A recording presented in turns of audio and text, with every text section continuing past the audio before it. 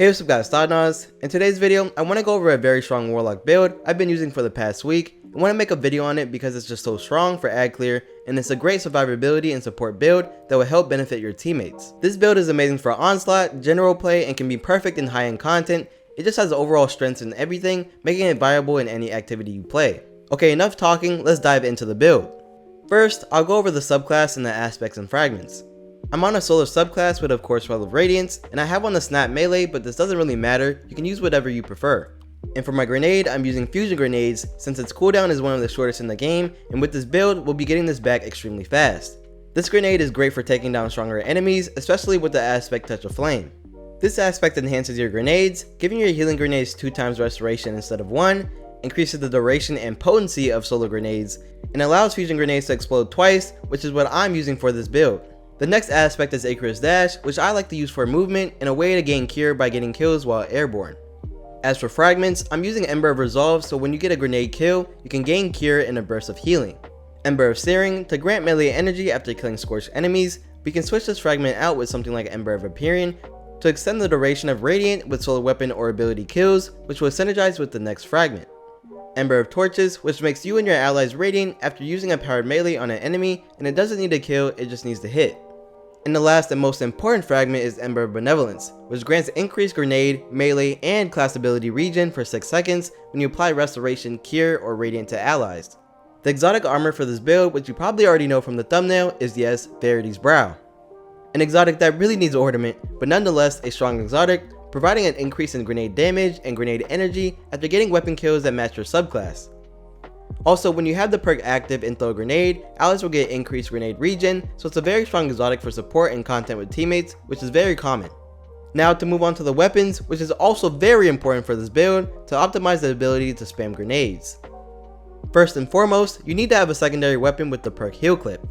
If you're not familiar with this perk, after getting a kill, reloading will grant cure to you and your nearby allies. And this is why I said Ember of Benevolence is important, because it will be in perfect synergy with your Heal Clip weapon. Since Heal Clip gives cure to your allies, you will get that increase to grenade regen. Alright, I have my friend Acro here. I'm gonna get a quick kill in this lost sector, and I should give him a cure buff, and I should, yep, there it is, I got Ember of Benevolence, and I am getting an increase in grenade regen. And this regen will stack with Death Throws from Verity's Brow, and the regen is crazy as you can see from this clip.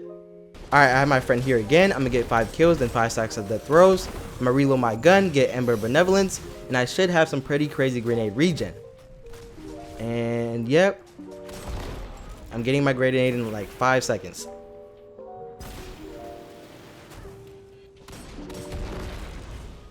I'm using Luna's Howl, which is really good since it has the origin trait that would grant me grenade energy when I get kills on a light subclass. There's also Abyss Defiant with Heal Clip and Incandescent, and it has a strong origin trait that will make ad clearing better, spreading Incandescent in the cursed all explosions with 1 kill. There's also the Heliocentric Sidearm that can get Heal Clip and Incandescent, which is great if you prefer to use a sidearm for PvE. So those are 3 weapon options that I would recommend for you to use for this build. But there's also more alternatives to choose from that roll with Heal Clip, like the Summoner, Darkest Before, or the Parabellum. For the primary slot, you can either run a fusion rifle like Riptide or Scattered Signal, or the Succession Sniper if you want to be optimal with this build. If you want to use Succession with this build, I recommend having Demo with the Brave version since it has a great origin trait. Or, if you have all the patterns for the Brave Succession, unlike me, you can craft it with both Demo and Osmosis, which can turn your weapon solar when you throw a grenade. This will allow you to refresh the Death Throws timer, and getting kills with Demo will give you more grenade energy, but I don't have this roll to show off. The Brave version also has a good origin trait that will give ability energy when dealing damage with the weapon. So between the Raid and the Brave version, the option is up to you, they're both good either way. For your heavy weapon, you want to be using something that is solar, and you have some good options to choose from. You have Xenophage, Gallahorn, Dragon's Breath, and the Parasite. They are all great weapons to use, but some of them will be better depending on the activity. But I use this build in Onslaught, and I highly recommend using Xenophage. This weapon is just so good in this activity. Picking up a heavy brick with 1 scavenger mod gives you 18 shots, which is great for ammo economy. And when stronger enemies spawn, using it is a reliable way to secure kills to build up your Death Throw stacks for increased grenade regen. As for my artifact, I have Razor Precision, so if I get a precision kill while radiant, it will create an addition for better ad clear. Revitalizing Blast, so my fusion grenades do more damage to the weakened enemies. Kindling Trigger to apply scorch to enemies when I'm radiant. and Flint Striker to grant Radiant after getting multiple precision hits or kills with the solar weapon, which will be easy to do with Incandescent and Xenophage. Now, to go through my mods, I would say the most important mods to make sure that you have are Impact Induction and Bolstering Detonation on the arms, 2 Solar Surges and 1 Harmonic Scavenger mod on the legs, and make sure to have 2 Bomber mods on the class item because I think those are the most important for the playstyle of this build.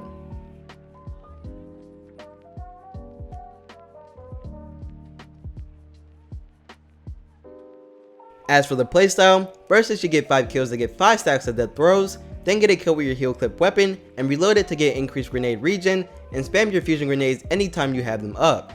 And anytime you don't have your fusion grenade, make sure you use your melee and class ability anytime they're up to give you grenade energy. This build reminds me of the harder and most light Titan exotic but on Warlock, and I really enjoy playing with it. If you do want to try this build out, I will leave a dim link in the description down below so you can copy everything. If you enjoy these build videos I make, let me know in the comments if you want to see more. Thanks for watching. If you enjoyed the video, hit the like button. Your support and engagement means so much to me, and consider subscribing if you want to see more Destiny 2 content.